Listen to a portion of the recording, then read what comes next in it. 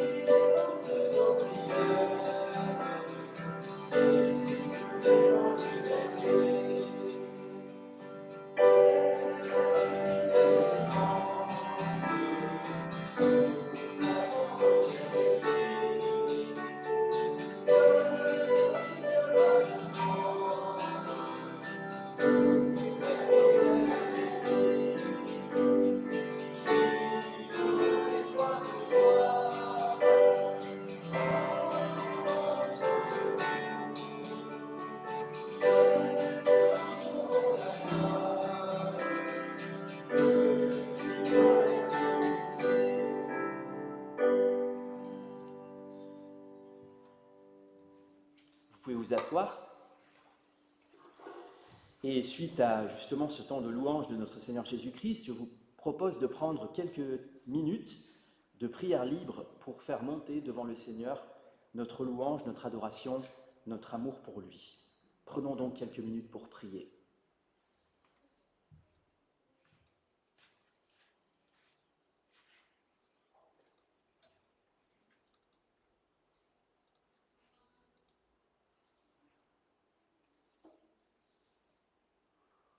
Merci Seigneur de ton amour, de ta fidélité envers nous, malgré maintenant nos fautes. Tu es toujours près de nous, Seigneur. Ouais. Aide-moi à rester sur ton chemin, pour comprendre alors, Seigneur. Change mon cœur, Seigneur. Amen. Amen. Oui, Seigneur, encore aujourd'hui, nous sommes heureux de pouvoir nous approcher de toi tel que nous sommes, avec nos faiblesses, nos imperfections. Et Père éternel, nous sommes heureux parce que tu es notre papa, notre vertu et notre seul désir, c'est de ressembler, faire ta volonté, qu'elle s'accomplisse. Et nous sommes heureux parce que tu nous aimes tel que nous sommes. Oh, merci Seigneur mon Dieu pour ton amour, pour ta parole, pour ta patience, pour ta fidélité, Seigneur. Et Seigneur mon Dieu, encore tu vois, nous sommes heureux parce que jour après jour, tu renouvelles nos forces mentales, physiques et spirituelles. Et encore aujourd'hui, tu nous donnes une magnifique journée ensoleillée, Seigneur. Bon, merci pour que nous puissions partager toutes ces bénédictions et en profiter. Merci pour tout, Seigneur. Et que durant cette journée, tu sois pour la gloire de ton nom. Dans le nom de Dieu, Fils de notre Père, et Seigneur, Sauveur. Amen. Merci, Seigneur. Amen.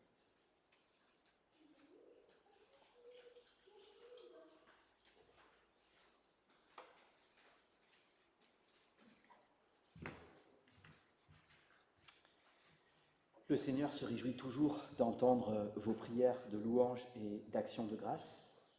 Et maintenant, je vais vous faire une petite lecture dans le psaume 16, un psaume qui nous parle de Jésus-Christ, qui nous parle de sa résurrection d'entre les morts, entre autres, puisque tout l'Ancien Testament nous annonce Jésus-Christ et nous parle de Jésus-Christ. Psaume 16, hymne de David. Garde-moi, ô Dieu, car je cherche refuge en toi. Je dis à l'Éternel, tu es mon Seigneur, tu es mon bien suprême.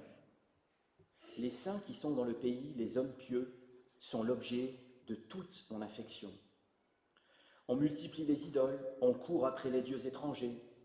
Mais moi, je ne verse pas d'offrande de sang en leur honneur. Je ne mets pas leur nom sur mes lèvres.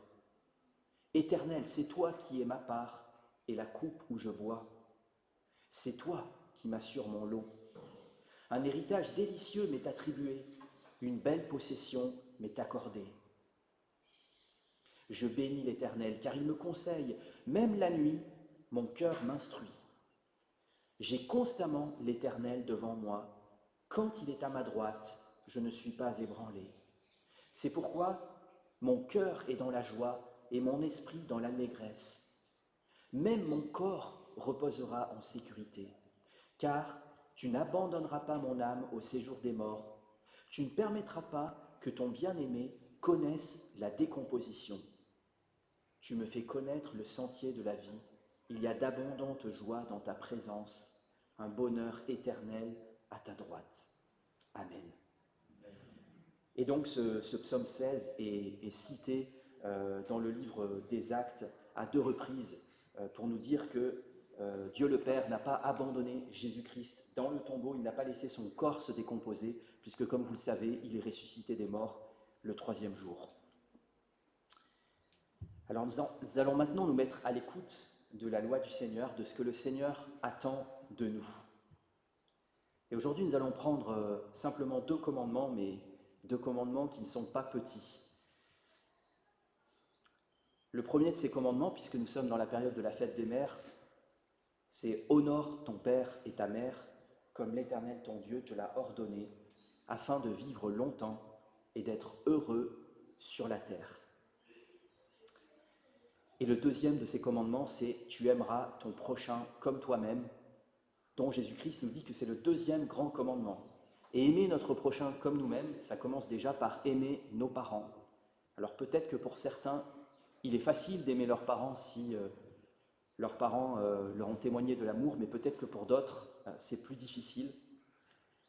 Et dans tous les cas, c'est peut-être difficile pour nous aussi d'aimer d'autres personnes qui sont parmi nos prochains, mais qui nous ont blessés, qui nous ont fait du mal. Et donc c'est l'occasion de prendre quelques secondes de silence pour demander pardon pour nos péchés au Seigneur, et en particulier pour lui confesser peut-être la rancune ou l'amertume que nous pouvons avoir, que ce soit contre nos parents, si nos parents n'ont pas été corrects avec nous, ou que ce soit contre qui que ce soit en fait, que nous puissions demander pardon au Seigneur et pardonner aussi dans notre cœur à tous ceux qui nous ont offensés. Donc prenons quelques minutes pour nous examiner nous-mêmes devant le Seigneur, en silence.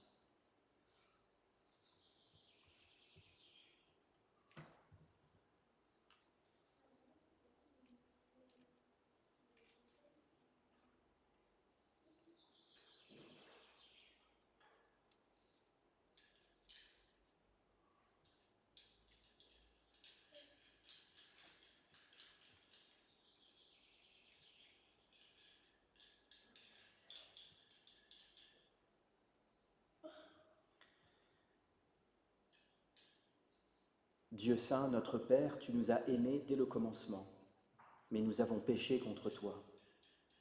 Seigneur, aie pitié. Pour nous sauver, ton Fils a offert sa vie en sacrifice, mais nous n'avons pas répondu à son amour par le don de nous-mêmes. Seigneur, aie pitié. Tu as envoyé ton Saint-Esprit afin qu'il habite dans nos cœurs, mais nous ne l'avons pas laissé faire de nous son temple.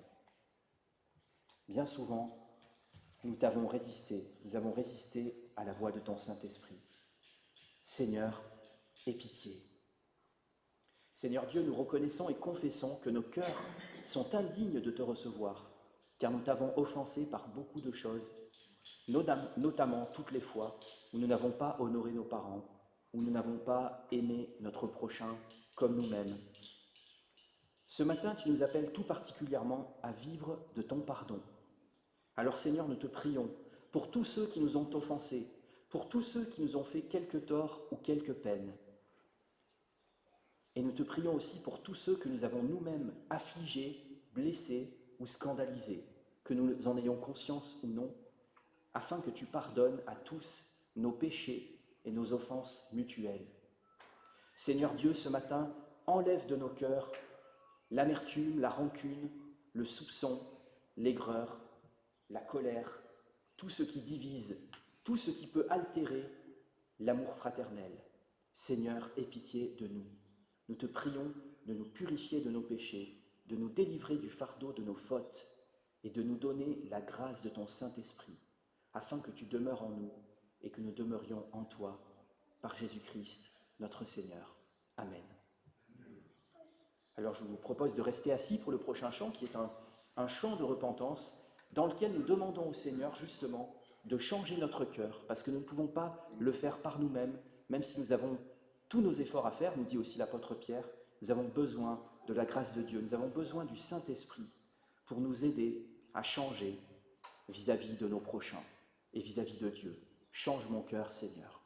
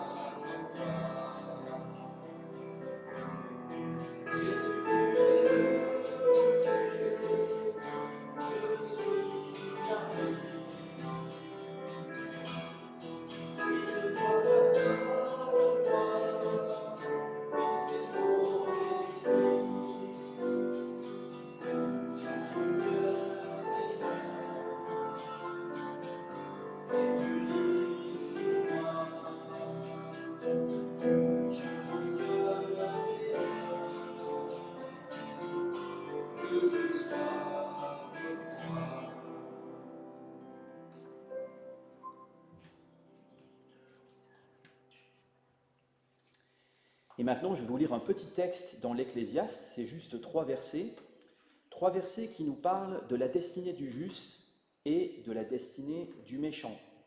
Ce qui veut dire qu'il nous revient à chacun de prendre la bonne voie ou la mauvaise voie, avec les conséquences que cela implique. Donc Ecclésiaste chapitre 8, versets 11 à 13. Parce qu'une sentence contre de mauvaises actions n'est pas rapidement appliquée, le cœur des humains se remplit du désir de faire le mal. En effet, le pécheur peut faire 100 fois le mal et continuer à vivre. Mais je sais aussi que le bonheur est pour ceux qui craignent Dieu, parce qu'ils éprouvent de la crainte devant lui, et qu'il ne sera pas pour le méchant. Il ne prolongera pas plus son existence que l'ombre, parce qu'il n'éprouve pas de crainte devant Dieu. Donc vous voyez dans ce texte, d'un côté les apparences sont trompeuses, parce que la Bible nous dit que sur la terre, le méchant peut continuer de pécher toujours plus, et la punition ne sera pas encore sur lui. Pourquoi ? parce que Dieu est miséricordieux, parce que Dieu attend que le méchant se repente. Mais si le méchant ne se repent pas, la Bible nous dit aussi que le bonheur ne sera pas pour lui et il ne prolongera pas son existence. Ça veut dire quoi? Ça veut dire que dans la vie après cette vie, le méchant ne sera pas avec Dieu. Le méchant, c'est qui selon la Bible? C'est toute personne qui refuse de se repentir de ses péchés et qui refuse de reconnaître Jésus-Christ comme son Seigneur et comme son Sauveur. Alors donc, si nous nous sommes repentis de nos péchés, si nous avons accepté Jésus comme notre Seigneur et Sauveur, nous pouvons être assurés du pardon du Seigneur. Et donc je vous invite à vous lever pour l'annonce du pardon du Seigneur, pour tous ceux d'entre vous qui croyez en Jésus-Christ. Vous pouvez vous lever pour lui, parce que lui aussi s'est levé pour vous, bien sûr pour ceux qui le peuvent. Voici ce que l'Éternel nous dit dans le prophète Ésaïe, au chapitre 49, versets 14 à 16, et c'est très parlant puisque nous sommes le jour de la fête des mères. Vous allez voir que le Seigneur se compare à une mère et bien plus qu'à une mère. Sion disait « L'Éternel m'a abandonné, le Seigneur m'a oublié. » Une femme oublie-t-elle l'enfant qu'elle allait? N'a-t-elle pas compassion du fils qui est sorti de son ventre? Même si elle l'oubliait, moi, l'Éternel, je ne t'oublierai jamais. Vois, je t'ai gravé sur mes mains, tes murailles sont constamment devant moi. Ésaïe 49, versets 14 à 16. Donc, toi ce matin qui as cru en Jésus-Christ, Jésus-Christ t'a gravé sur ses mains percées par les clous du calvaire. Les cicatrices du Christ ressuscité parlent de son amour éternel pour toi. Toi qui t'es repenti de tes péchés ce matin, tu seras pardonné et tu ne seras pas oublié par l'Éternel qui, telle une mère aimante, prend soin de toi et te console dans toutes tes afflictions. Seuls tes péchés seront oubliés, mais toi, tu ne seras pas oublié. Au nom de Jésus-Christ. Amen. Alors je vous propose de rester debout pour le prochain chant, un très beau chant que j'ai découvert cette semaine grâce à Catherine, un chant donc qui s'appelle « Trouver dans ma vie ta présence ». J'ai essayé de l'apprendre, mais je compte sur toi pour en donner peut-être juste les premières. « Trouver ma vie dans ta présence ». Trouver dans ma vie, ta présence, donc qui nous parle de la présence du Seigneur dans notre vie au quotidien.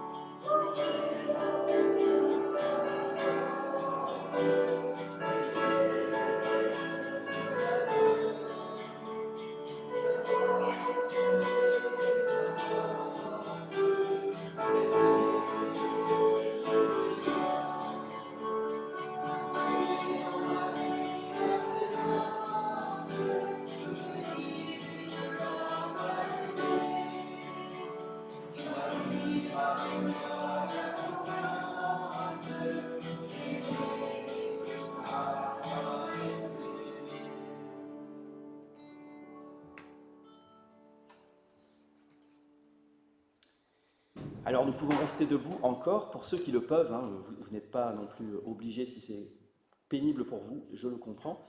Nous pouvons donc dire tous ensemble la confession de foi, donc le credo qui veut dire je crois, qui est un résumé de tout ce que nous croyons en tant que chrétiens, donc nous pouvons le dire tous ensemble. Ça va être projeté à l'écran. Je crois en Dieu, le Père Tout-Puissant, Créateur du ciel et de la terre. Je crois en Jésus-Christ, son Fils unique, notre Seigneur, qui a été conçu du Saint-Esprit et qui est né de la Vierge Marie. Il a souffert sous son chaise, il a été crucifié et il est mort. Il a été enseveli et il est descendu aux enfers. Le troisième jour, il est ressuscité des morts et il est monté au ciel, où il siège à la droite de Dieu, le Père Tout-Puissant. Il viendra de là pour juger les vivants et les morts. Je crois en l'Esprit Saint, je crois à la Sainte Église universelle, à la communion des saints et à la rémission des péchés. Je crois à la résurrection de la chair et à la vie éternelle. Amen. Et nous restons encore debout pour prendre un dernier chant qui s'appelle « En Jésus seul », donc qui fait suite au credo. En Jésus seul est notre espoir. Jésus seul peut nous sauver. Et c'est vers lui que nous voulons porter nos regards encore ce matin. Pour notre vie et aussi pour notre mort. En Jésus seul.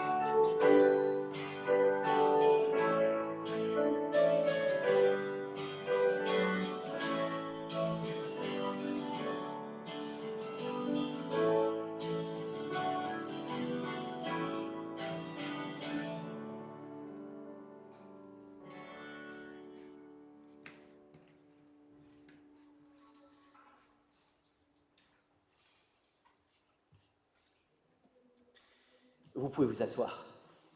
Merci à Catherine et Tom de nous avoir conduits dans la louange. Merci à Charles pour la projection. C'est maintenant le temps de l'offrande.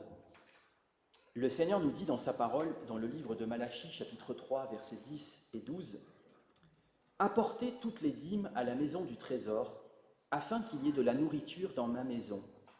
Mettez-moi ainsi à l'épreuve, dit l'Éternel, le Maître de l'univers, et vous verrez, si je n'ouvre pas pour vous les fenêtres du ciel, si je ne déverse pas sur vous la bénédiction en abondance. Toutes les nations vous déclareront heureux, et vous serez un pays de délices. » C'est par ces merveilleuses promesses de bonheur et de bénédiction que le Seigneur nous invite à faire un acte de foi en donnant nos dîmes et nos offrandes. Alors évidemment que chacun se sente libre de donner ou de ne pas donner parce que le Seigneur ne force personne. Mais voilà, le fait de donner notre offrande, c'est aussi un acte de confiance dans le Seigneur. Alors je vais peut-être demander à Yannick aujourd'hui pour recueillir l'offrande. Merci Yannick.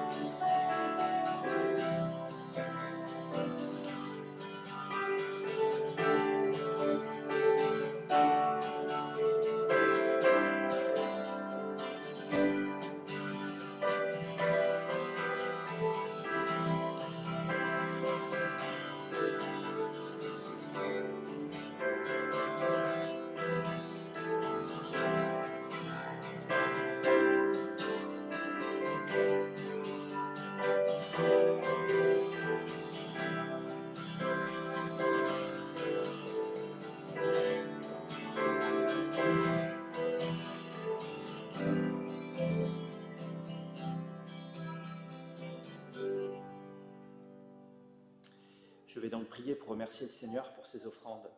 Seigneur, nous t'offrons une part de ce que tu nous as toi-même donné. Merci pour ton amour. Apprends-nous à donner toujours avec joie et que notre offrande soit à la gloire de ton nom. Au nom de Jésus-Christ. Amen.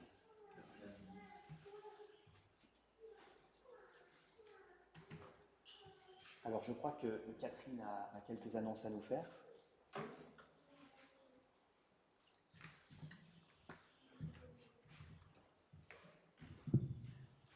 Bonjour à tous, vous m'entendez? Oui? Alors, c'est exceptionnel parce que je suis seule personne pour faire les annonces, donc je les fais avant de descendre avec les enfants. Donc, les enfants, encore 2 minutes et on va descendre. Hein. Alors, il faut être indulgent parce qu'il y a beaucoup d'annonces. Mais c'est bien parce qu'il y a beaucoup de choses qui vont se passer. Alors, je fais dans l'ordre chronologique. Mardi soir, il y a l'étude biblique en ligne. Si vous ne recevez pas le lien, il faut mettre un petit mot sur WhatsApp, le groupe de l'Église, et vous arrivez à la fin de Jacques, je crois, hein, l'épître de Jacques. Voilà. Jeudi, donc c'est l'Ascension, vous le savez. Alors je sais qu'il y a beaucoup de gens qui partent, hein, les enfants m'ont déjà raconté, donc je sais. Mais pour ceux qui restent, et si vous n'avez rien à faire, il y a une rencontre de toutes les églises du sud-est de la France à la faculté Jean Calvin. On a rendez-vous dans le parc, on va dire, de Jean Calvin à partir de 10h30. Il y aura un culte en commun et après, chacun apporte son repas et ses couverts, ses assiettes. On mange ensemble et après, il y a des activités pour les enfants et un moment de communion fraternelle. Voilà, pour tout le monde. Donc c'est ouvert à tout le monde. Si vous voulez y aller, un problème de transport, il faut me contacter ou Anne-Marie et on verra ensemble. Donc, ça fait à peu près 7 églises qui se réunissent, ça c'est jeudi, jusqu'à vers 15 heures à peu près, c'est du matin au milieu de l'après-midi. Samedi, pour ce là il faut être sportif. Il y a une randonnée organisée par un membre de l'église d'Allo. Il a un cabanon, alors je ne sais pas trop, je ne connais pas trop, de l'autre côté de Marseille. Je mettrai le message sur le groupe WhatsApp. Et ça, c'est, voilà, vous avez un lieu de rendez-vous à 9h du matin, il y a la randonnée. Ensuite, dimanche prochain, encore une fois, je sais que ça, le long week-end, pour ceux qui sont à Marseille, on a la visite de Stéphanie, maintenant qui s'appelle Swanson. Elle était ici dans l'église pendant 8 ans comme missionnaire. Elle est là avec son mari et son fils. Et donc, il y aura un repas fraternel à la fin du culte. Ça, c'est dimanche prochain. La dernière chose, merci de m'écouter. Donc, vous allez voir, j'ai mis sur la table au fond, il y a à peu près 3 de la taille là et 3 grandes affiches. De l'autre côté, là-bas, qu'il est. Donc, c'est l'ancien choral gospel que nous organisions avant. C'est quelqu'un d'autre qui l'a repris, mais c'est les chants du gospel, c'est l'évangile qui est annoncé. Ils vont faire un concert ici le 22 juin. Alors, je sais que c'est loin, mais pour faire la publicité. Et ils le font au profit de notre association SPMS. Voilà, donc ils m'ont proposé. Donc, je vous demande si vous avez un lieu où vous pouvez afficher, mais que l'affiche soit visible, vous pouvez les prendre, ils sont sur la table. Et dernière chose, et la plus importante, pour ceux qui sont sur le groupe WhatsApp, vous savez qu'on donne des nouvelles très régulières de Josiane. On est plusieurs à aller la voir, elle est toujours à Saint-Joseph, en réanimation. Elle a subi une dernière opération il y a 2 jours, qui s'est bien passée, enfin pour l'instant. Je ne dirais pas plus, mais il faut vraiment prier pour elle. Elle est là où il faut, les médecins savent ce qu'ils font, mais elle a besoin de nos prières, et surtout pour ses enfants. Bon, Kirill, elle les garde, elle est là, vous pouvez lui demander. Mais moi, ce qui me frappe, moi, personnellement, c'est qu'elle a toujours le sourire, et elle est toujours en train de louer le Seigneur. Et ça, franchement, c'est un témoignage pour nous tous. Donc, si vous pouvez, écrivez-lui un petit mot. Elle les lit quand elle ne dort pas, parce qu'elle est quand même bien fatiguée. Elle était très contente d'avoir la carte des enfants. Donc, je remercie les enfants de tout le monde, parce que même les enfants peuvent apporter quelque chose. Mais le Seigneur nous demande de prier pour ceux qui sont malades et de se réjouir dans les bonnes. Bien sûr, il y a aussi des bonnes nouvelles. Merci. Je crois qu'on va demander aux enfants de venir. Michael, va prier.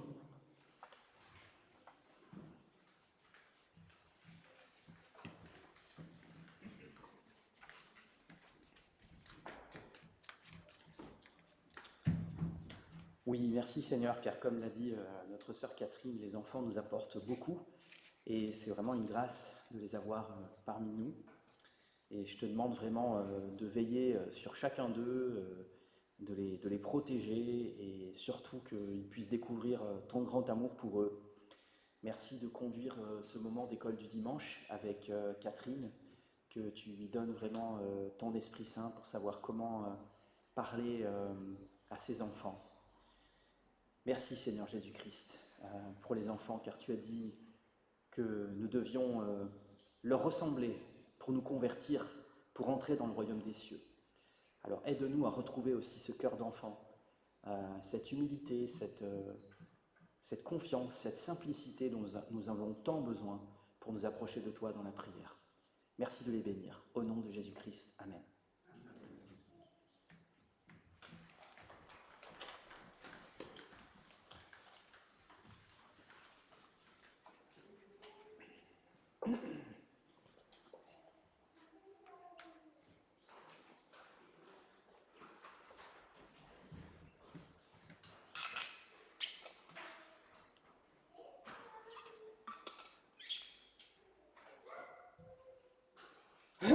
Alors c'est maintenant le temps de la prédication et justement je parlais à l'instant de la prière et ce matin justement ce sera très concret parce que je vais donc vous parler de la prière mais plus précisément de la prière d'intercession qui donne son titre à ma prédication.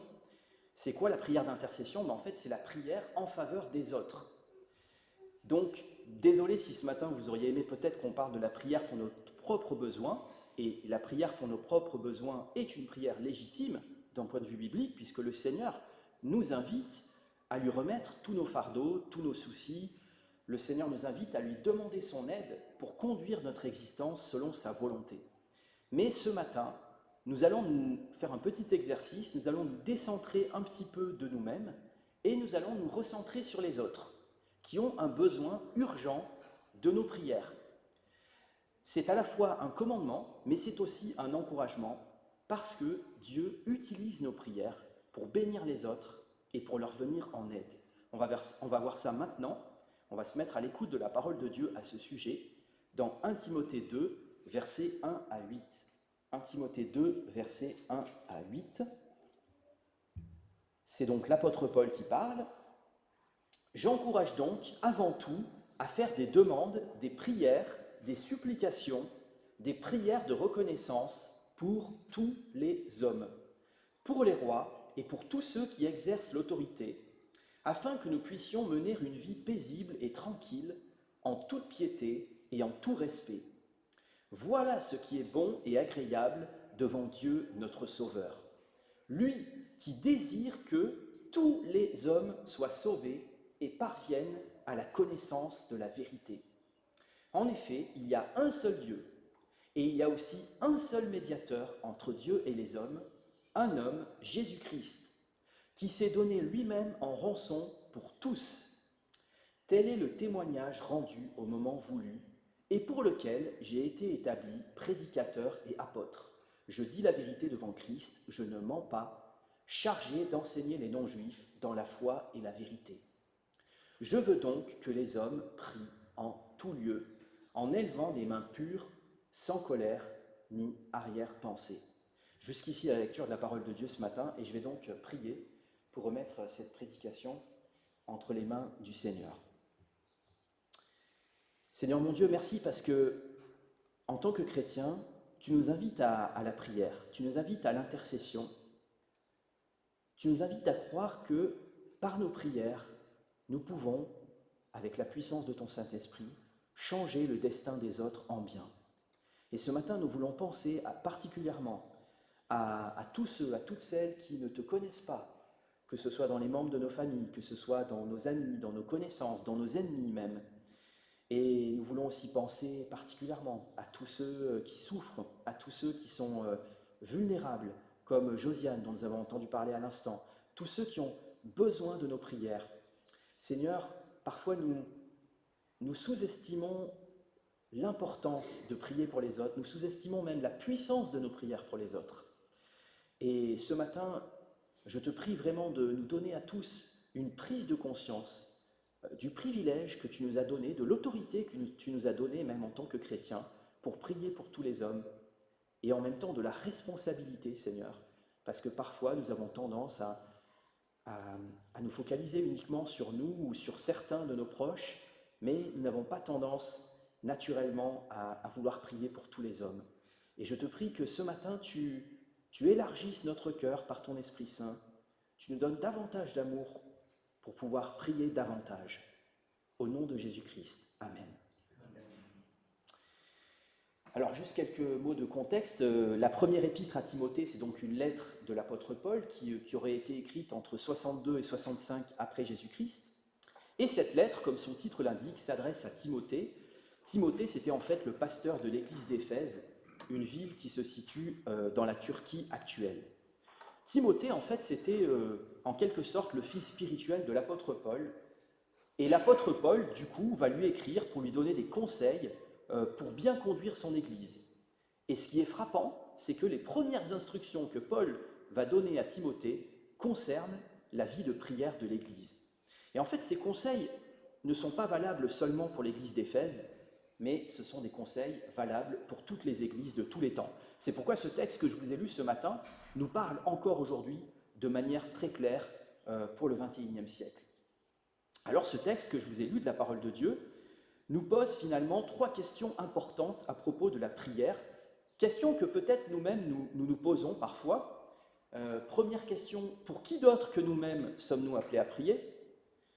Deuxième question, pourquoi exactement sommes-nous appelés à intercéder? Et troisième question, comment sommes-nous appelés à prier pour les autres, ou de quelle façon pouvons-nous prier pour les autres? Ces 3 questions constitueront les 3 parties de ma prédication. Donc, première partie, pour qui prier, deuxième partie, pourquoi prier, et troisième partie, comment prier. Donc, pour vous aider à retenir qui, quoi, comment. Alors, donc, première partie, pour qui prier, Paul débute son propos sur la prière d'intercession par cette formule « j'exhorte donc » ou « j'encourage donc », suivant les traductions. Ça veut dire quoi? Ça veut dire que Paul, tout en nous commandant de prier pour les autres sur ordre du Saint-Esprit, ne fait pas que nous donner un commandement ici, mais bien un encouragement. En d'autres termes, prier pour les autres, mes frères et sœurs en Christ, ne devrait pas être un fardeau pour nous, mais plutôt une grâce que Dieu nous accorde. Je ne sais pas si vous vous rendez compte, mais le Seigneur utilise nos prières d'intercession pour changer le destin des autres en bien. Dieu, s'il l'avait voulu, Dieu il est tout-puissant, donc s'il l'avait voulu, il aurait pu se passer de nos prières pour diriger la marche du monde. Mais au contraire, le Seigneur, pour une raison que j'ignore, a choisi de passer par nos prières pour bénir les autres. Donc vous voyez, il y a un encouragement pour vous ce matin. À chaque fois que vous priez en faveur des autres, vous faites bien, vous faites la volonté de Dieu, et vos prières peuvent avoir un impact que vous ne soupçonnez même pas sur la vie de ceux pour qui vous priez. Et il s'agit plus spécifiquement de prières insistantes, je vais expliquer ça dans la suite. Paul dit « j'exhorte donc ». Ce « donc » est en rapport avec ce qu'il a dit dans le chapitre précédent. En effet, il a écrit à Timothée de combattre le bon combat en gardant la foi et une bonne conscience. Donc, combattre le bon combat de la foi, ça passe par prier pour les autres. Et Paul ajoute qu'en tant qu'Église, c'est ce que nous devons faire avant tout, ou avant toute chose. Autrement dit, en tant qu'Église, la prière pour les autres devrait être notre première priorité. La prière pour les autres, ça devrait être quelque chose qui nous caractérise en tant qu'Église.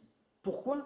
Parce que seules les prières des chrétiens, faites au nom de Jésus-Christ, et qui sont conformes à la volonté de Dieu, ont la certitude d'être exaucées. Si nous, les chrétiens, nous ne prions pas pour les autres au nom de Jésus-Christ, personne ne le fera à notre place. C'est un ministère, c'est une mission que le Seigneur nous a confiée à tous et à toutes, de lui apporter les autres dans la prière, devant son trône de grâce. Donc, tous les chrétiens, vous tous, moi, vous tous, nous sommes appelés à être des intercesseurs, et pas juste une élite. Donc ne pensez pas que votre prière aura peut-être moins d'impact ou est moins importante parce que peut-être vous n'êtes pas pasteur, parce que peut-être vous n'êtes pas ancien ou pour une quelconque autre raison. Non, en tant que chrétien, Dieu a mis dans vos mains une puissance extraordinaire pour le bien du monde. Et malheureusement, cette puissance qui est la prière, qui est notre plus grande arme, eh bien, soyons honnêtes, nous l'utilisons bien trop rarement. Cette puissance, c'est la prière qui peut déplacer des montagnes, nous a dit Jésus. Et si nous devons prier avant tout, c'est parce que sans la prière, nous ne pouvons rien faire. Jésus nous l'a dit, sans moi, vous ne pouvez rien faire. Prier pour les autres, c'est le plus grand cadeau que nous puissions leur faire, même si les autres n'en ont pas conscience. Parce que nous pouvons prier dans le secret pour les autres sans que les autres le sachent. Et c'est en fait la plus grande preuve d'amour, parce que nous prenons du temps, sur notre emploi du temps bien chargé, pour prier pour eux. Et bien souvent, ça se passe entre nous et Dieu, et personne ne le voit, mais Dieu, lui, le voit. Et vous savez ce qu'a dit Jésus? Lorsque le Père nous voit prier, dans notre chambre, il nous récompensera. À combien plus forte raison si nous prions pour les autres?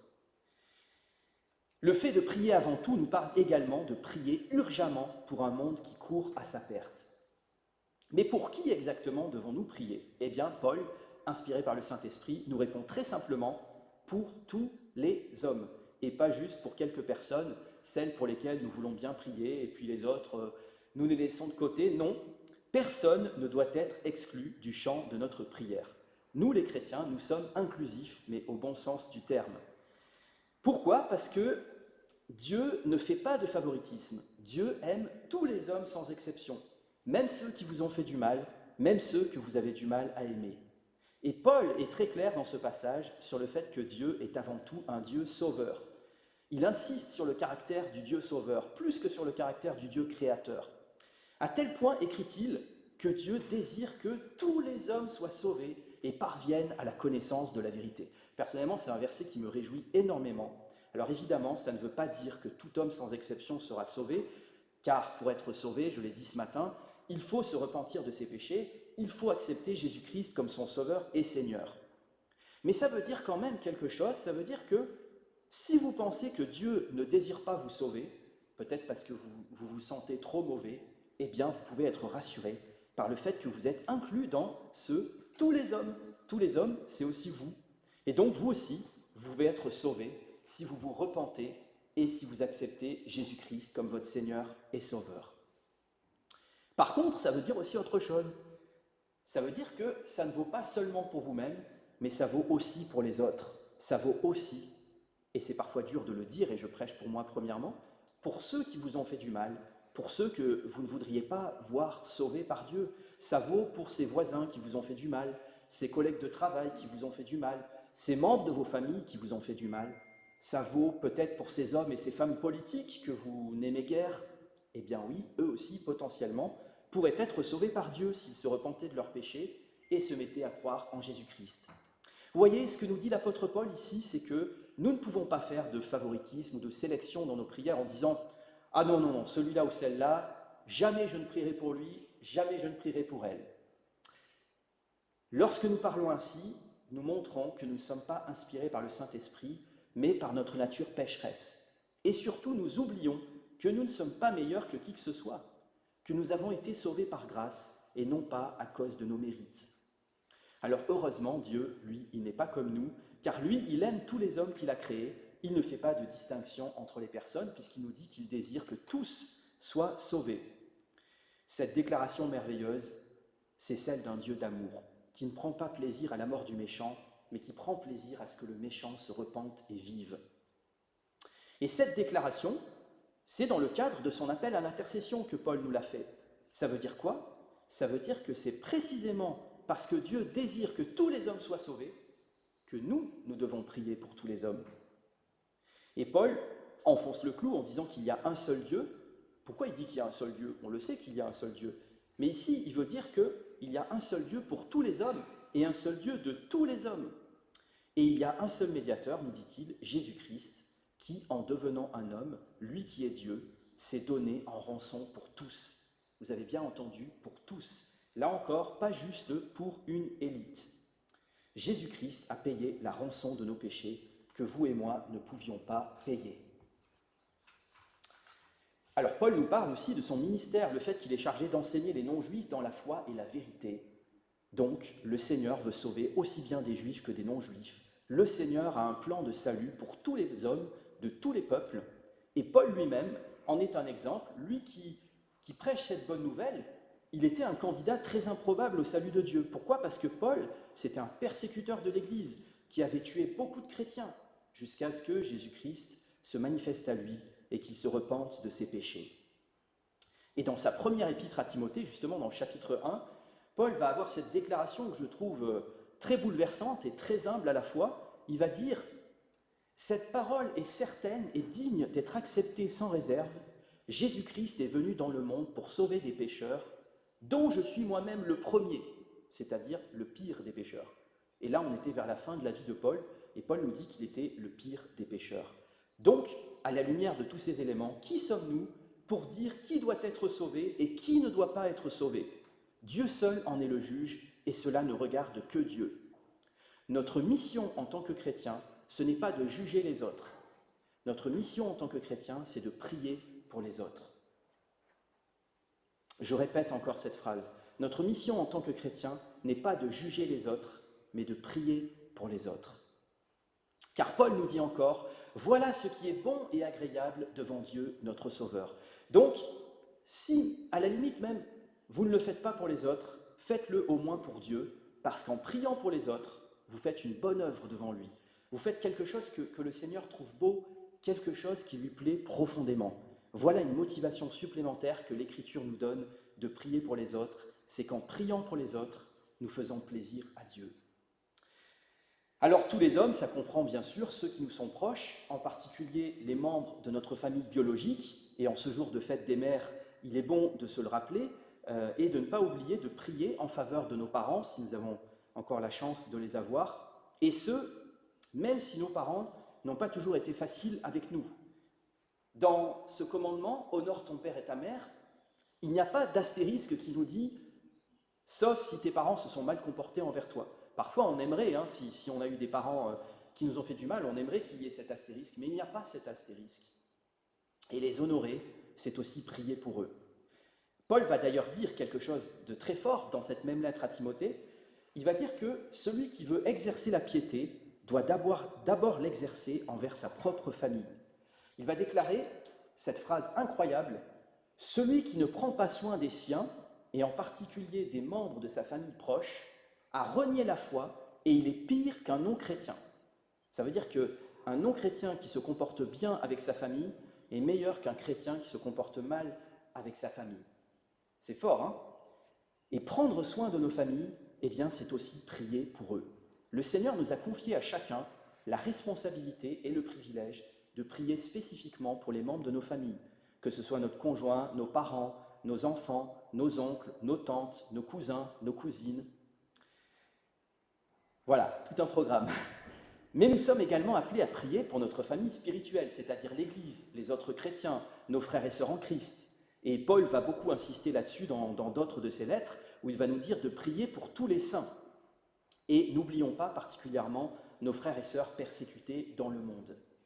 Mais ici, ce qui est frappant dans cette lettre, c'est que Paul nous appelle à ne pas être ecclésiocentrés, si vous me permettez l'expression, c'est-à-dire à ne pas prier que pour les autres chrétiens, mais aussi pour tous les non-chrétiens.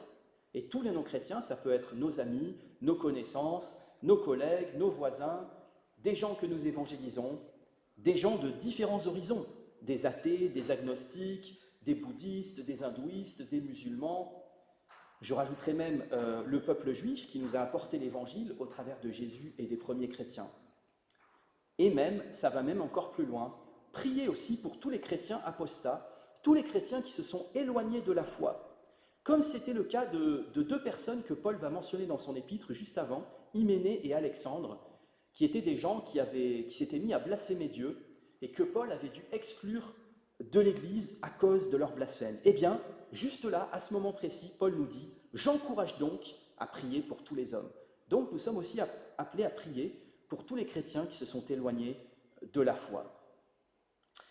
Et dans tous les hommes pour qui nous devons prier, et là ça va être moins facile, il y a aussi nos ennemis.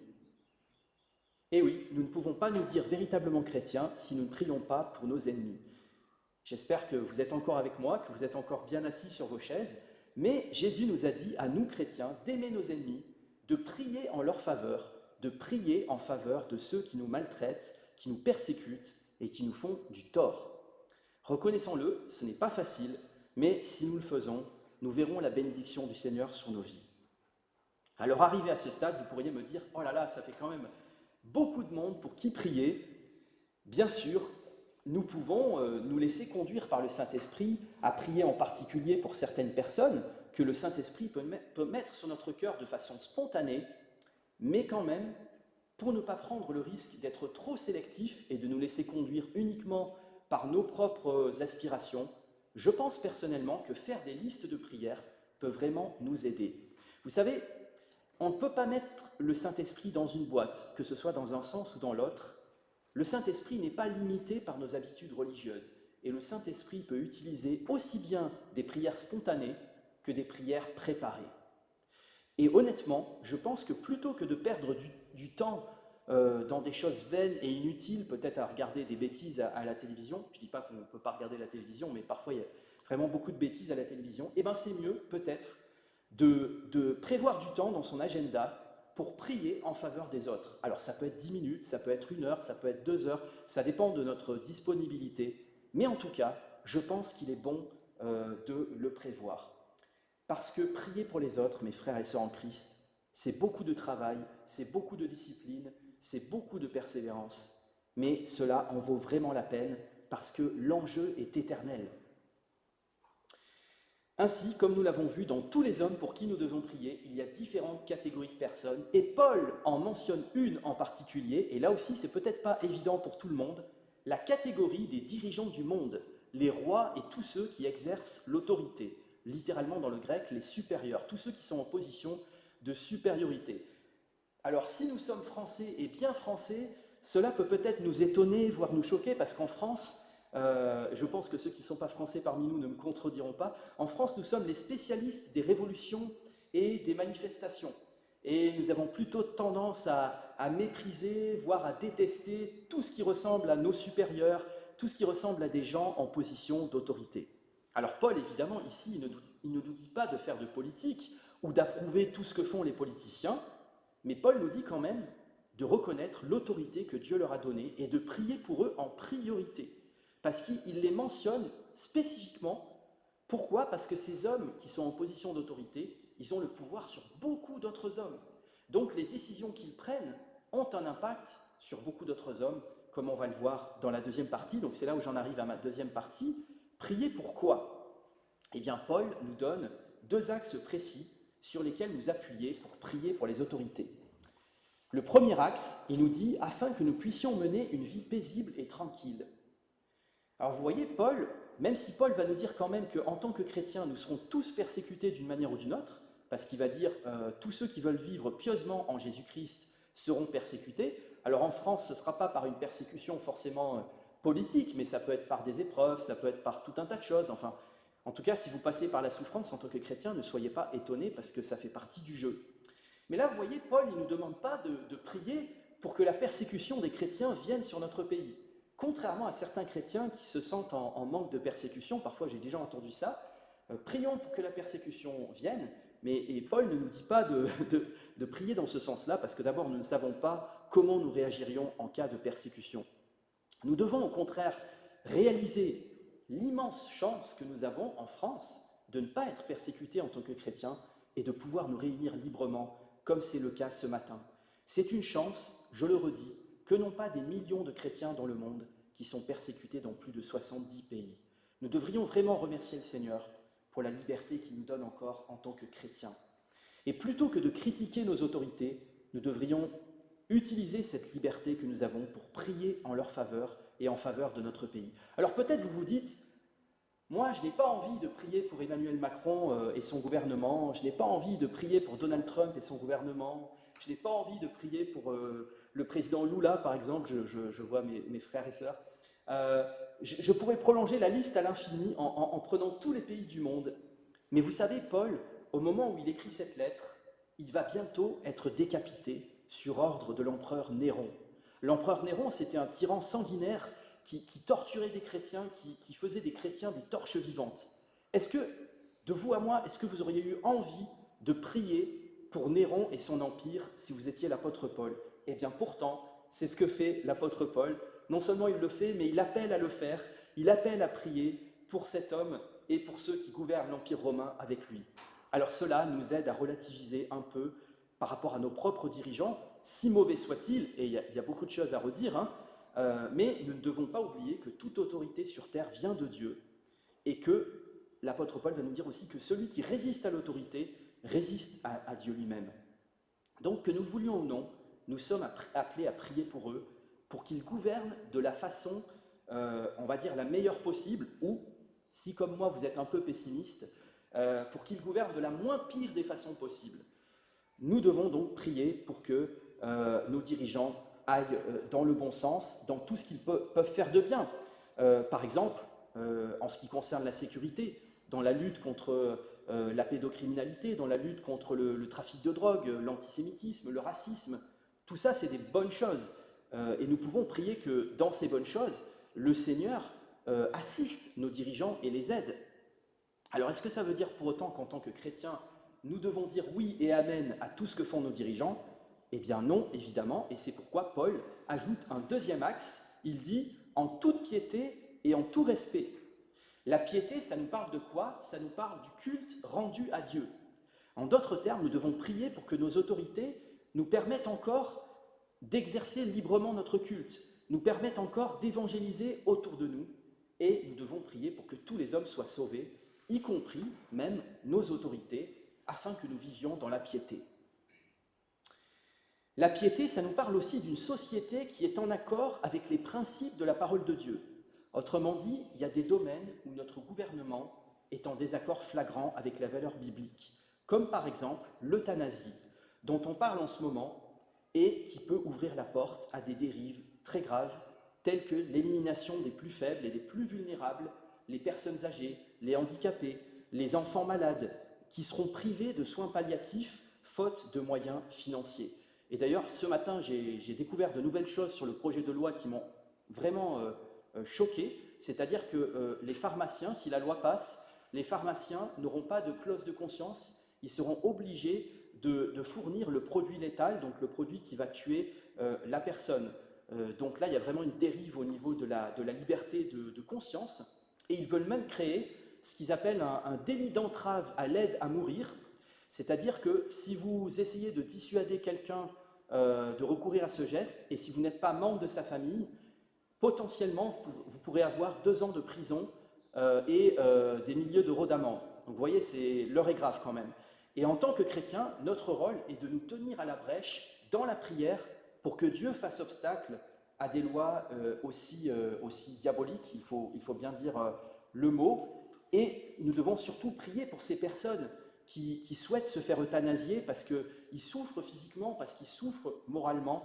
Et loin de moi de juger ces personnes qui veulent mourir, mais nous pouvons prier que ces personnes découvrent l'amour de notre Sauveur Jésus-Christ pour elles, plutôt que de se dire « ma seule espérance est dans le suicide », que leur espérance puisse être dans le Seigneur Jésus-Christ. Vous voyez combien les défis de notre monde, de plus en plus fous, sont grands, et je pense notamment à ceux parmi vous qui êtes parents. Vous savez que maintenant, dans certaines écoles, on va enseigner aux enfants la théorie du genre, on va enseigner aux enfants qui ne sont pas forcément une petite fille, pas forcément un petit garçon, enfin des choses vraiment terribles. Et donc, nous devons vraiment prier pour que les enfants soient protégés, en particulier aussi les enfants qui naissent de PMA ou de GPA, c'est-à-dire des enfants qui vont naître sans père ou sans mère. Et ça, tout ça, c'est programmé, malheureusement, par nos autorités. Alors, de quelle manière peut-on prier? Et c'est là où j'en arrive à ma 3e et dernière partie, comment prier, ou j'aurais plutôt pu dire comment bien prier, ou comment prier de façon à être exaucé.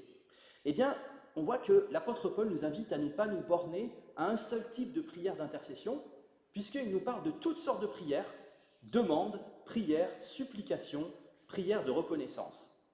En fait, les 2 premiers termes qui sont employés par Paul dans le grec font référence à des prières qui sont insistantes, à des prières qui sont répétées. Donc vous voyez, la prière d'intercession, ce n'est pas juste une fois comme ça en passant, mais c'est quelque chose qu'on doit pratiquer de manière répétitive, comme une discipline. Et l'apôtre Paul nous parle aussi de la supplication. Alors je pense que dans l'Église occidentale du XXIe siècle, où nous vivons dans un certain confort, nous avons peut-être un peu oublié ce que c'est que la supplication, le fait de supplier Dieu. Et ici il ne s'agit pas de supplier Dieu pour soi-même, mais pour les autres. Supplier le Seigneur, ça veut dire que les autres sont en danger. Et ce danger, c'est quoi? C'est principalement le fait que ces personnes qui ne connaissent pas Dieu peuvent partir en enfer s'ils ne croient pas en Jésus. Donc, en tant que chrétiens, nous sommes appelés à supplier Dieu pour les âmes perdues. Et la supplication, ça implique une ferveur, une ardeur, une passion dans la prière pour les perdus. Alors, je ne sais pas pour vous, mais moi, j'ai déjà beaucoup de mal à supplier Dieu pour moi-même. Alors, le supplier pour les autres, c'est peut-être encore plus difficile, mais c'est bien ce à quoi le Seigneur nous appelle, sous la direction de son Saint-Esprit. Et l'apôtre Paul nous parle aussi des prières de reconnaissance. Alors généralement, celles-là, on a tendance à les oublier, puisqu'on a davantage tendance à demander à Dieu qu'à le remercier. Alors bien sûr, demander à Dieu, c'est une bonne chose. Jésus-Christ nous a dit « Demandez et il vous sera donné ». Mais remercier le Seigneur, c'est tout aussi important, surtout lorsqu'il exauce nos prières, et notamment nos prières par rapport aux autres hommes. Ensuite, Paul nous dit que Dieu veut que nous lui adressions des prières pour les autres en tout lieu. Donc il est important de réaliser que nous ne sommes pas davantage écoutés par Dieu parce que nous prions dans une église, dans cette chapelle, ou nous prions chez nous à la maison. Non, en fait, nous sommes écoutés par le Seigneur partout où nous prions, que ce soit dans un lieu religieux ou dans un lieu profane. Donc ne nous limitons pas et prions en tout lieu. Bien sûr, il est important d'avoir des temps d'intimité avec le Seigneur. Vous le savez, le Seigneur Jésus nous a dit, quand tu pries, entre dans ta chambre et ferme la porte sur toi. C'est-à-dire qu'il est important d'avoir vraiment des temps seul à seul avec Dieu, mais on peut continuer de prier le Seigneur le reste de la journée dans n'importe quel endroit. Et enfin, et c'est là où j'en arrive à la fin, Paul nous dit que lorsque nous prions pour les autres, nous devons être dans de bonnes dispositions intérieures, puisqu'il nous dit de prier en élevant des mains pures. Alors, le fait de prier en levant les mains, c'était en fait la manière juive de prier à l'époque, mais le plus important, c'est surtout dans la pureté évoquée par Paul. Avoir les mains pures ou avoir les mains saintes, ça veut dire marcher dans la pureté, marcher dans la sainteté, marcher dans la droiture. Autrement dit, si nous vivons dans le péché, si nous menons une vie de désobéissance, eh bien, nous ne pourrons pas prier pour les autres de façon à être exaucés. Et en fait, nos prières d'intercession n'atteindront pas le plafond, si vous me permettez l'expression. Il y a plusieurs passages de la Bible qui nous disent que c'est seulement si nous marchons dans l'obéissance au commandement de Dieu que Dieu exaucera nos prières. Et ça vaut pour nos prières pour les autres. Donc, vous voyez, il y a vraiment un encouragement pour nous, c'est que si nous voulons voir nos proches être sauvés par le Seigneur en réponse à nos prières, eh bien, nous avons aussi un effort à faire, à rechercher la sanctification dans nos vies personnelles. Et Paul nous dit encore de prier sans colère. Alors nous savons bien sûr que la colère de l'homme n'accomplit pas la justice de Dieu. Et en fait, lorsque nous sommes en colère contre les autres, c'est vraiment difficile, vous serez d'accord avec moi, de prier en leur faveur. Donc c'est pas la colère qui doit nous animer lorsque nous prions pour quelqu'un, mais c'est toujours l'amour. On ne peut pas bien prier pour quelqu'un si on est dans le jugement vis-à-vis de cette personne. On ne peut bien prier pour quelqu'un que si on est dans l'amour vis-à-vis de cette personne. Mais si nous sommes en colère, comment nous faisons? Parce que si quelqu'un nous a offensés, qu'est-ce que nous faisons? Eh bien, le Seigneur nous appelle à abandonner notre colère à ses pieds. Et le Seigneur nous appelle à aimer en fait la personne pour laquelle nous allons intercéder. Et en fait, le fait de se mettre à prier pour cette personne et de remercier Dieu pour cette personne, vous allez voir que ça va vous mettre dans une dynamique et le Saint-Esprit va vous aider et vous allez vous mettre à aimer cette personne contre laquelle vous étiez en colère. Et enfin, et ce sera le dernier mot, peut-être le plus important, Paul dit que nous devons prier pour les autres sans arrière-pensée. C'est-à-dire, pas dans notre propre intérêt, mais dans l'intérêt véritable de la personne pour laquelle nous prions. En fait, parfois nous pouvons prier pour les autres, mais avec de mauvais motifs. Il m'est déjà arrivé d'entendre dans des réunions de prière des chrétiens qui priaient les uns contre les autres. Et ça, c'est quelque chose qui est très grave et qui n'est pas acceptable devant le Seigneur parce qu'on ne peut pas utiliser la prière à des fins personnelles. Donc, nous devons prier avec un cœur pur et une bonne conscience pour ceux pour qui nous intercédons. Que l'Esprit de Dieu, donc, nous donne suffisamment d'amour pour porter les autres dans la prière avec un cœur pur. Amen.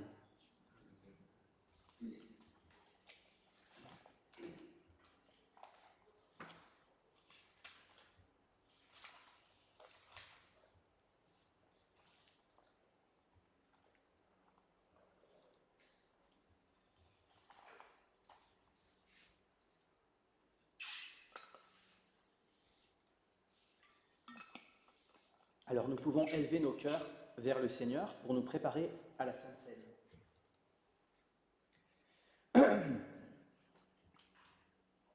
Le Seigneur Jésus, dans la nuit où il fut livré, prit du pain et, après avoir rendu grâce, le rompit et dit : « Ceci est mon corps qui est pour vous. Faites ceci en mémoire de moi. » De même, après avoir soupé, il prit la coupe et dit : « Cette coupe est la nouvelle alliance en mon sang.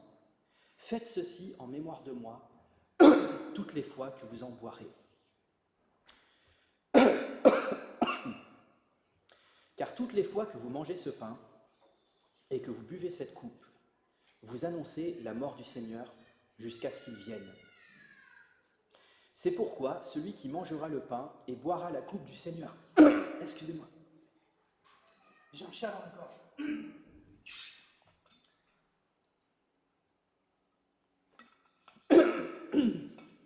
J'ai un peu trop parlé, je crois. C'est la leçon pour moi. Car toutes les fois que vous mangez ce pain et que vous buvez cette coupe, vous annoncez la mort du Seigneur jusqu'à ce qu'il vienne. Donc, je vais prier pour remettre cette Sainte Seine entre les mains du Seigneur. Merci Seigneur, parce que c'est toi qui nous convies à ton repas.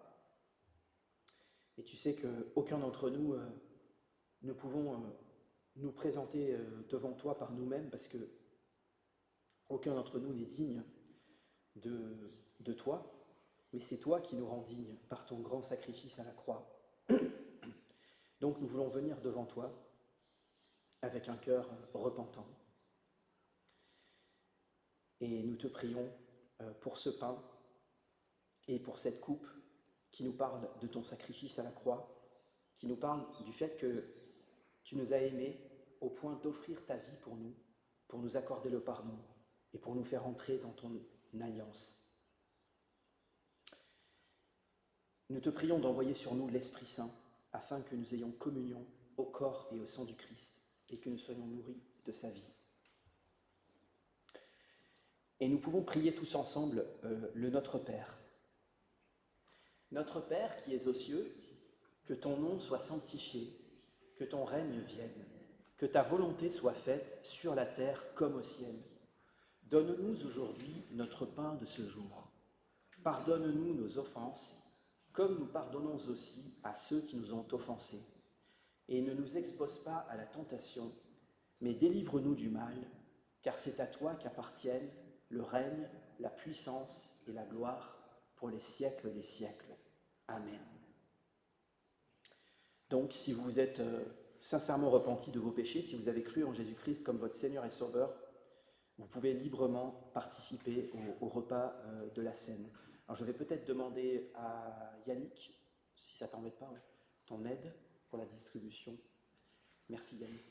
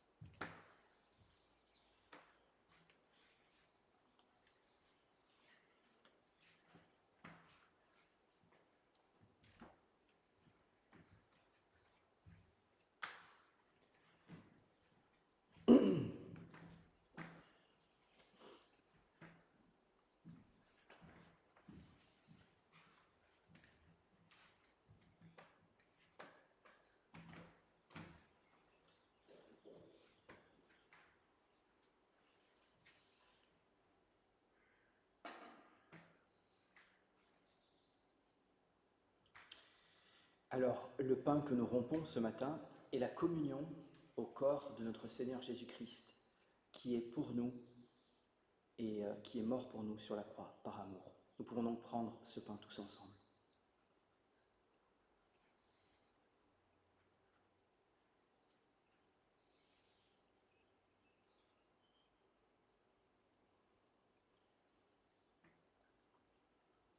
La coupe de bénédiction pour laquelle nous rendons grâce ce matin est la communion au sang de notre Seigneur Jésus-Christ, le sang de la nouvelle alliance qui a été répandu pour nous, pour le pardon de nos péchés. Nous allons donc prendre la coupe tous ensemble, en souvenir du grand sacrifice du Seigneur pour nous.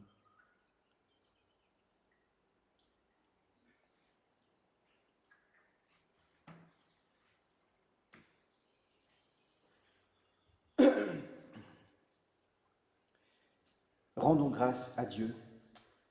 Dieu Tout-Puissant, nous te remercions de nous avoir encore reçus par grâce à ce repas qui rappelle ton alliance.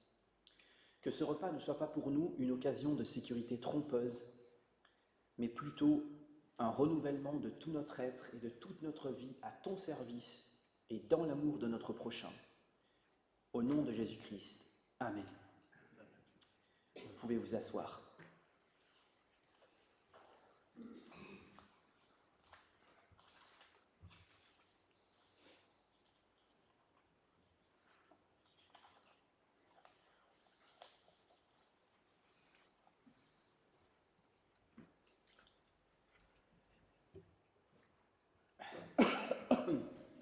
Alors c'est maintenant le temps de l'intercession. Je m'excuse pour ma voix, hein, mais j'ai attrapé un petit rhume là, je pense, depuis quelques jours, donc désolé.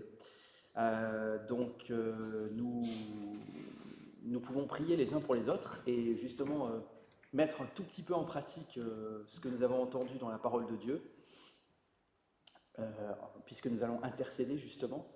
Donc je pense à Josiane pour qui nous pouvons encore prier. Je pense à Hugues aussi qui a perdu son épouse et donc que le Seigneur puisse le soutenir, le consoler dans cette épreuve. Je pense à Gérard aussi, on peut prier aussi pour ta santé.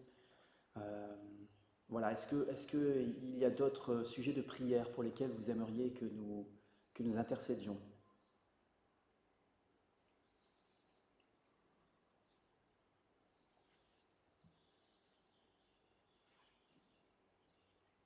On peut prier aussi pour le sommeil de Maria.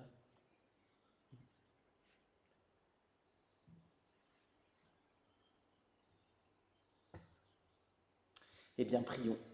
Et si jamais vous avez d'autres sujets qui vous viennent à l'esprit, n'hésitez pas. Je vous laisse peut-être commencer et puis je terminerai.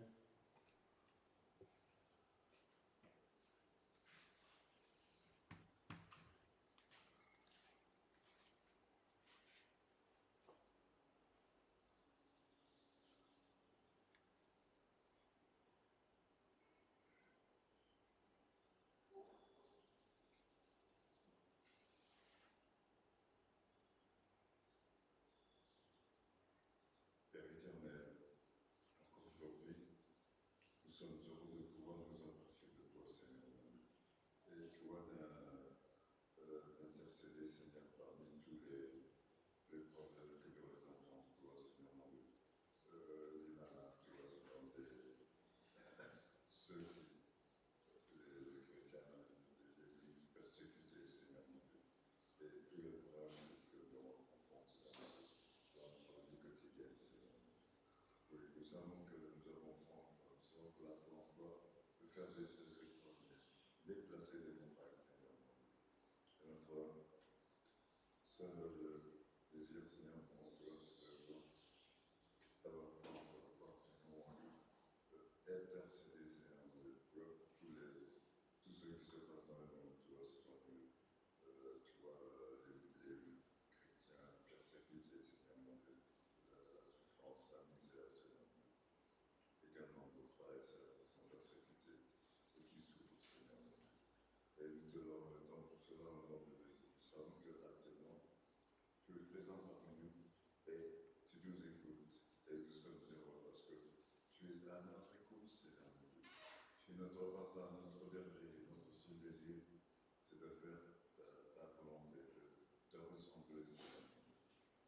Et nous adressons toi, Seigneur mon Dieu, à toi que nous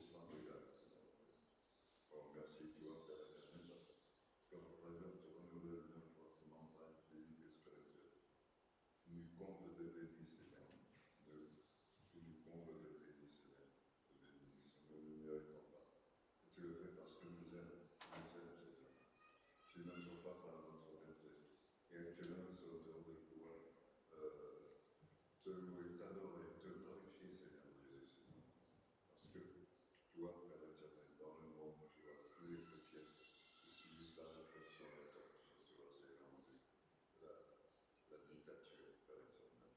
Nous te la remettons, Seigneur mon Dieu. Oui, parce que nous savons que, Père éternel, nous aimons tous, Seigneur mon Dieu. Rien ne t'est impossible. Et ce que tu as créé de nous, tu le fais encore. Tu es toujours le même hier, aujourd'hui, éternellement, tu ne changes pas. Et c'est la raison pour laquelle nous avons foi en toi. Oui, te nous merci, Seigneur, pour ton amour, pour ta patience, pour ta fidélité, pour tout ce que tu as fait, ce que tu fais encore. Et nous sommes heureux d'être avec vous. Tu es parmi nous, tu nous entends, tu es à notre écoute. À toi la gloire, à toi le nom, la reconnaissance dans notre cœur. Dans le précieux nom de Jésus, notre bien-aimé Seigneur et Sauveur. Amen. Merci.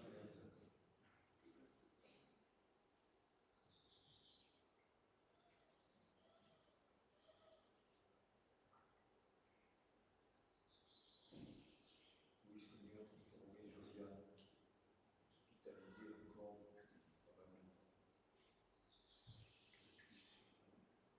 Qu'elle puisse sortir de cet hôpital, qu'elle puisse guérir, qu'elle puisse être en paix pour sa santé, pour retrouver ses enfants, pour retrouver Guy Maman. Nous avons envoyé Luc aussi, qui a perdu sa femme. Va l'aider dans ce moment difficile, Seigneur. Après plusieurs années de vie commune, on se retrouve seul, Seigneur. Soigne son cœur, Seigneur. Montre-lui que tu es là pour lui. Tu es toujours là à ses côtés, Seigneur. Dans ces moments de solitude, Seigneur. Pour mes Maria aussi, ces problèmes de sommeil, encore qui reviennent. Qu'elle puisse retrouver le sommeil, le courage. Je prie pour Marthe, qui n'est pas là ce matin, sûrement fatiguée, j'espère pas, Seigneur. De la journée. Oui, Seigneur, je te prie tous ceux qui ne sont pas là aussi ce matin, de les garder, qu'ils restent près de toi, Seigneur, ne pas s'égarer. Merci pour cette église, merci pour Michael qui vient, dans ses loyers, prêcher, pour porter ta parole, Seigneur. Merci, Seigneur, pour tout ce que tu nous donnes chaque jour. Et merci pour ce travail aussi que j'ai eu. Merci, Seigneur. Amen.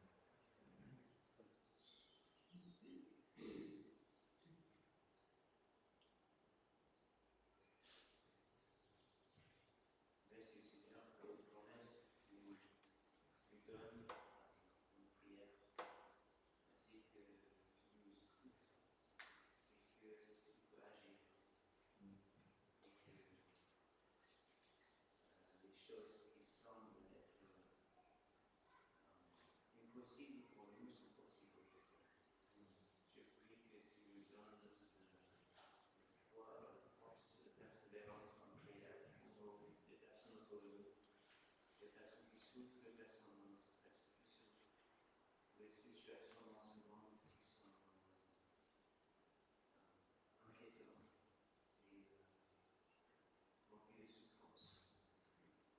Et nous, de rester en communion avec toi et de chercher ta face de Dieu. Amen. Amen.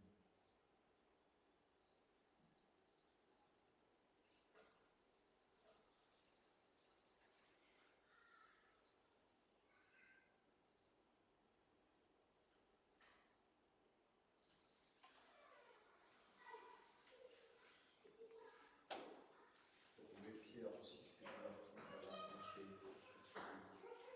et le rétablir, pour qu'il puisse retrouver ses forces. Amen.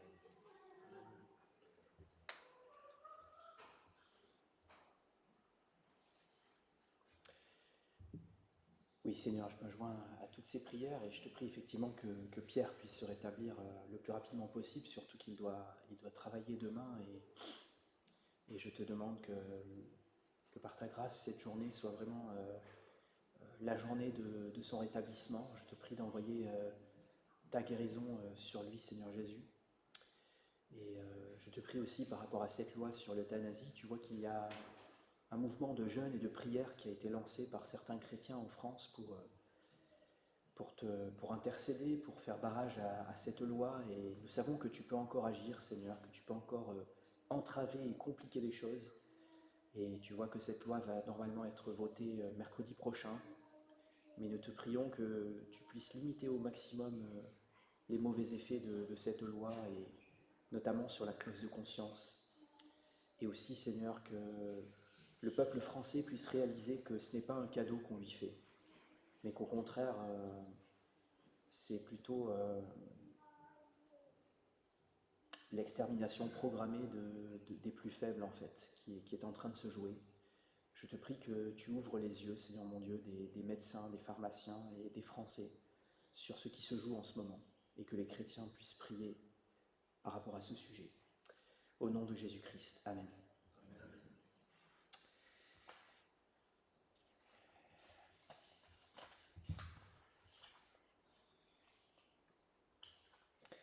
Voilà, notre culte touche à sa fin, et je vais donc vous demander de vous lever pour la parole d'envoi, qui est à la fois une parole d'exhortation et une parole de bénédiction.